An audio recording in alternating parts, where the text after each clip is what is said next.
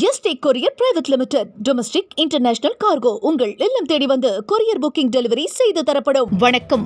இன்றைய தலைப்புச் செய்திகள். அரசு முறை பயணமாக இம்மாதம் இந்தியா வரும் பிரிட்டன் பிரதமர் கெய்ர் ஸ்டார்மர்.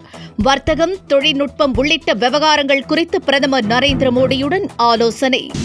கரூர் சம்பவத்தால் கைது நடவடிக்கைக்கு அன்றி தலைமறைவாக உள்ள புசியானந்த் நிர்மல்குமார் முன்ஜாமீன் மனு நிராகரிக்கப்பட்ட நிலையில் உச்சநீதிமன்றத்தில் மேல்முறையீட்டு மனு. கரூர் விவகாரம் தொடர்பாக வடக்கு மண்டல ஐஜி அஸ்ரா கார்க் தலைமையிலான குழு உடனடி விசாரணை. சிசிடிவி கேமராக்களை ஆய்வு செய்து பாதிக்கப்பட்டோரை சந்தித்து விசாரணை நடத்த முடிவு. தூய்மை பணியாளர்கள் உயிரை திமுக அரசு அலட்சியமாக துடைத்தெறிகிறது. நைனா நாகேந்திரன் குற்றச்சாட்டு. ஜிஎஸ்டி வரி குறைப்பால் இருசக்கர வாகனங்களின் விலை சரிவு.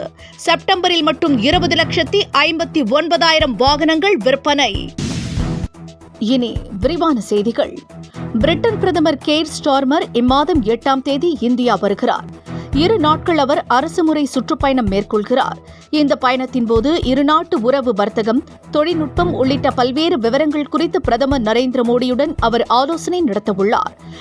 மேலும் பிரதமருடன் இணைந்து மும்பையில் நடைபெறும் 6வது குளோபல் ஃபின்டெக் ஃபீஸ்ட் விழாவிலும் பிரிட்டன் பிரதமர் உரையாற்றவுள்ளார்.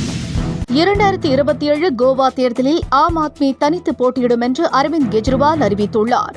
காங்கிரசுடன் எந்த சூழ்நிலையிலும் கூட்டணி கிடையாது என்று அவர் திட்டவட்டமாக அறிவித்துள்ளார்.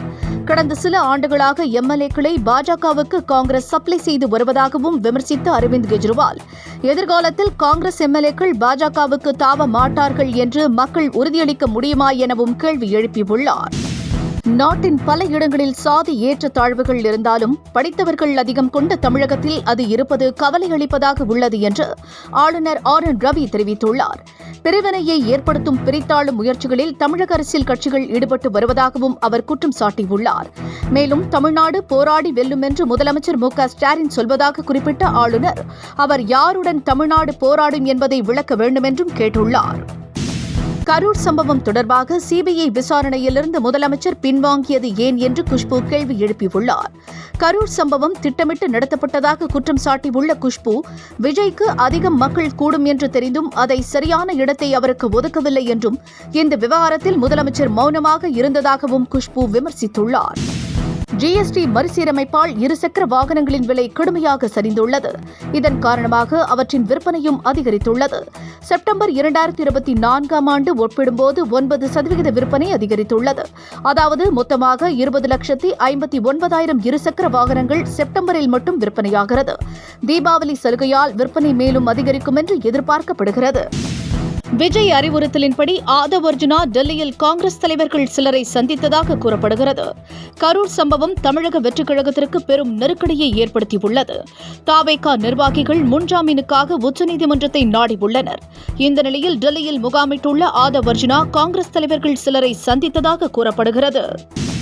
தூய்மை பணியாளர்கள் உயிரை திமுக அலட்சியமாக துடைத்தெறிவதாக நைனா நாகேந்திரன் குற்றம் சாட்டியுள்ளார். சென்னையில் விஷவாயு தாக்கி தூய்மை பணியாளர்கள் உயிரிழந்ததை சுட்டிக்காட்டி அவர் இவ்வாறு தெரிவித்துள்ளார். கார் ரேசுக்கும் விளம்பர நாடகங்களுக்கும் கோடிக்கணக்கில் பணம் செலவழிக்கும் திமுக அரசு ஏழை தூய்மை பணியாளர்களின் பாதுகாப்பை மேம்படுத்த சில ஆயிரங்கள் கூட செலவு செய்வதில்லை என்றும் நைனா நாகேந்திரன் குற்றம் சாட்டியுள்ளார். கரூர் சம்பவம் தொடர்பாக சென்னை உயர்நீதிமன்ற மதுரை கிளை முன்ஜாமீனை நிராகரித்ததால் புசியானந்தும் நிர்மல்குமாரும் உச்சநீதிமன்றத்தில் மனு தாக்கல் செய்துள்ளனர். இந்த மனுவை விரைந்து விசாரிக்க அவர்கள் மனு தாக்கலும் செய்துள்ளனர். என்றும் உங்களுடன் மை இந்தியா. முக்கிய செய்திகளை உடனுக்குடன் தெரிந்து கொள்ள சப்ஸ்கிரைப் பண்ணுங்க, பெல் பட்டனை பிரஸ் பண்ணுங்க. என்றும் உங்களுடன் my India. Yesterday courier private limited. Domestic international cargo உங்கள் இல்லம் தேடி வந்து கொரியர் புக்கிங் டெலிவரி செய்து தரப்படும்.